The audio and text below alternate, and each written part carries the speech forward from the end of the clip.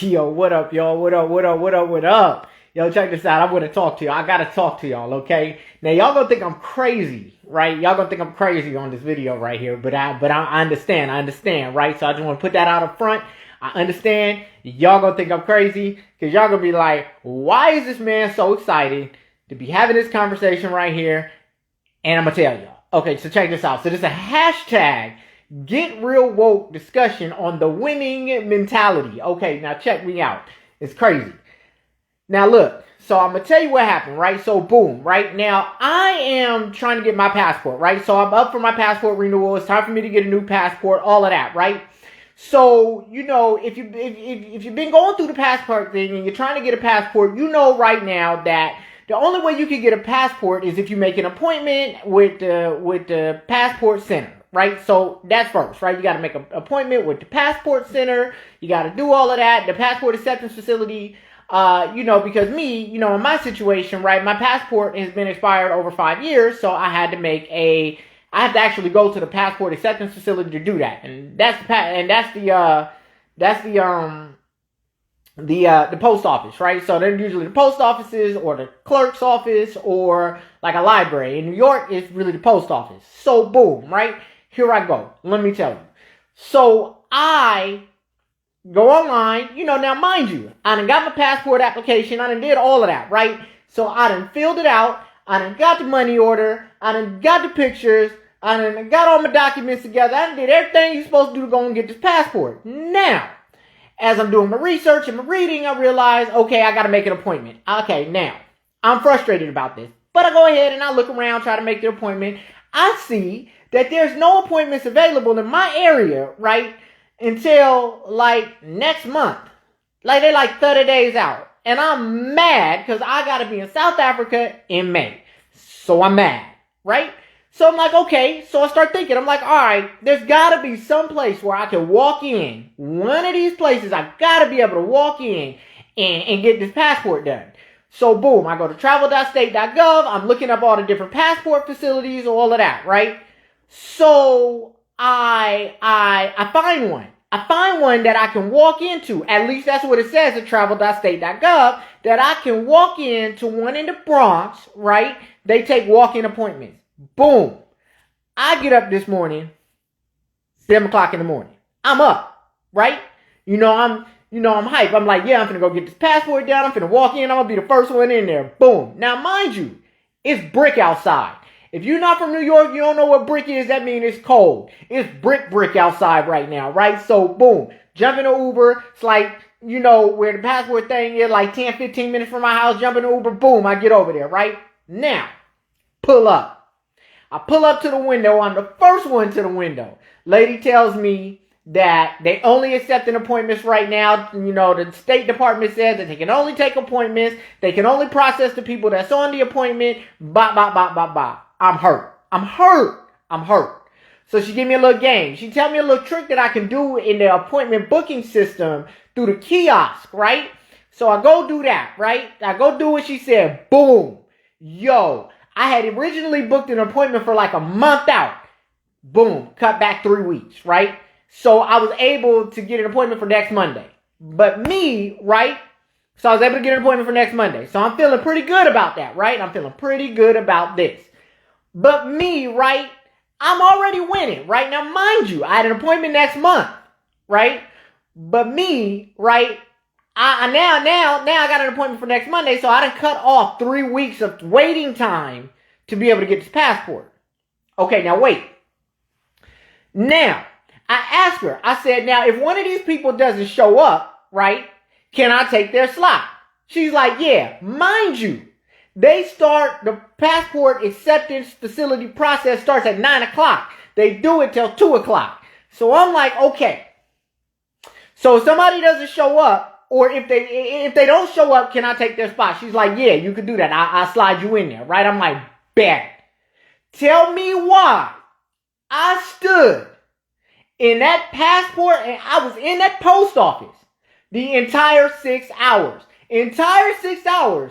Fredrick Scott was standing there. I ain't leave to go to the bathroom. I ain't leave to get nothing to eat. I just stood there for 6 hours. Now, right?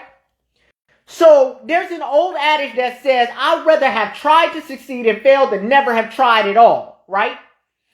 Now, most people would have been like, you know what? I done went to the kiosk, I done did what I had to do, whatever, right? And I done saved myself 3 weeks. I had an appointment for a month away. Now I got one for next week. I'm out of here. I did what I came to do, right? Not Fredrick Scott. Fredrick Scott standing there. 6 hours. So after 6 hours of waiting, guess what happened? Duh. Everybody showed up and I couldn't get seen.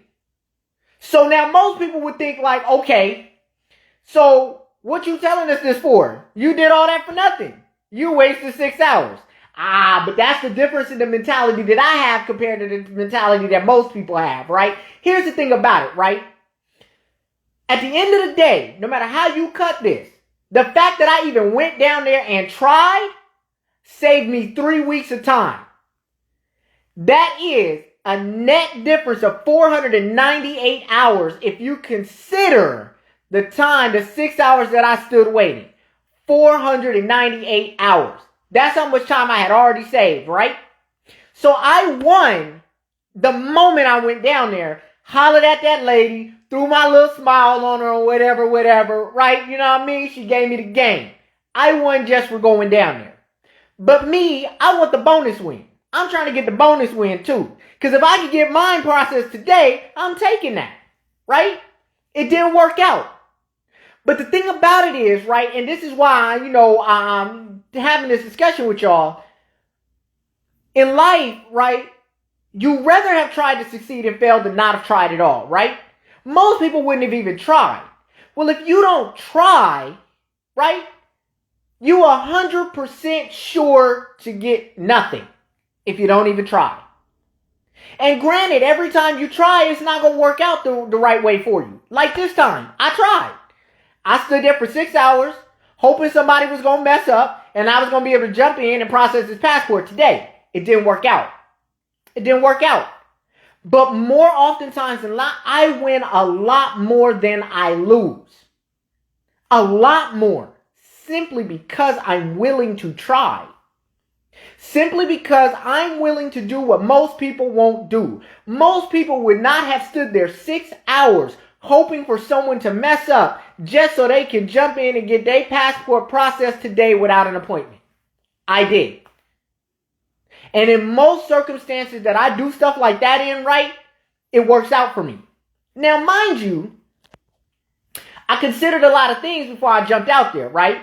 Had already considered the fact that, hey, no matter how this goes, no matter how this plays out, I saved 3 weeks of time. So I've already, just for going down here, I bought back 3 weeks of my time, right? In processing. So I've already won. So I thought about that first, right? Then I looked at odds and probabilities. Okay, there are 10 people on this list. I need one person to mess up. That's a 10%. That's 10%. I have a 90% chance of succeeding because all it takes is one person to mess up. That's 10%. So I considered that, right? I also considered studies, right, that I've researched and that I know already, which says that, okay, most people don't read everything through. Most people don't follow instructions well. These are things I know, right? Most people are not detail-oriented. They don't pay attention to detail. So, boom, right? So I did those things, right? So I considered those things, right? So I'm like, okay, even if all 10 of them show up, they may not have all their stuff together.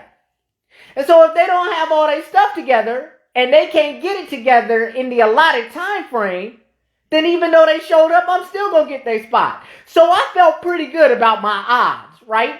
I felt pretty good about my odds. So I had already won anyway by saving 3 weeks of time. Considering everything else, I'm like, hey, listen, if I can get a bonus victory, I got to have it. But if I can't, I still save 3 weeks of time. I'm good with that. I can live with that. I am good with that, right? So for me, right, It was discipline first, right? It was persistence, right? And I'm like this in everything I do in my life, right? I'm disciplined, I'm persistent, I'm detail-oriented, I'm a data-driven decision maker who's solutions-oriented, and I'm just simply not willing to take no for an answer. No is K-N-O-W, you just don't understand, I gotta explain it to you differently, and granted, it doesn't always work out in my favor, but majority of the time it does. I take a lot more victories than I do L's. But the truth of the situation is, even in my losses, I still find a way to win because there's always a perspective thing that goes on in my head where, okay, I had a setback, but what is the lesson I learned? Setbacks are setups for success later, as long as I learn and apply the lesson that I'm supposed to learn from this setback. Right? So I think about that all the time, right? It's about perspective at the end of the day. This is the winning mentality right here. You see what I'm saying? It's all about perspective, right? So at the end of the day, and I celebrate my failures and setbacks just as much as I celebrate my successes, because guess what? I learn a lot more from my failures than I do from my successes. Let that settle in a second. Think about that a second. I learn a lot more from my failures than I ever could from my successes. It is because of my failures that I am able to succeed. I am a product of failure. I have failed my way to success. And because I always maintain a level of discipline, right? A high level of discipline, because I'm always laser focused on the things I do, because I'm always willing to go the extra mile, go above and beyond, jump off the cliff, take the risk. You see what I'm saying? I win a lot more than I lose. And this is the mentality of people that are successful. Because people that would have left, right, never had a chance to succeed anyway. So even though at the end of the day I didn't get everything I wanted, I still got a lot out of the situation. It was worth the investment of 6 hours. Period. It was worth the investment of 6 hours. It was worth it. It was worth it. I won at the end of the day. But most people would have left before they ever had the opportunity to get that victory. Most people would have left without even trying to see if they could have got it processed today. Again, I'd rather have tried to succeed and failed than never have tried at all, because if you don't try, you're guaranteed to fail. Guaranteed to fail. So if you want to know why you're always failing in your life, while you're always having setbacks, while you're always having to settle for mediocrity instead of greatness, you might want to shift your perspective and shift into a winning mentality. Stay disciplined, stay focused, be willing to do what it takes, be willing to go above and beyond, be willing to educate yourself, be willing to apply that education, be willing to try, be willing to fail. Fail big, fail fast, and fail often, because it is the lessons you learn and apply from failure that will help you succeed later. Keep failing, keep getting back up, keep moving forward. If you keep doing those things right there, you're gonna win. And the more times you keep doing it, the more you can go ahead and click the link in the description.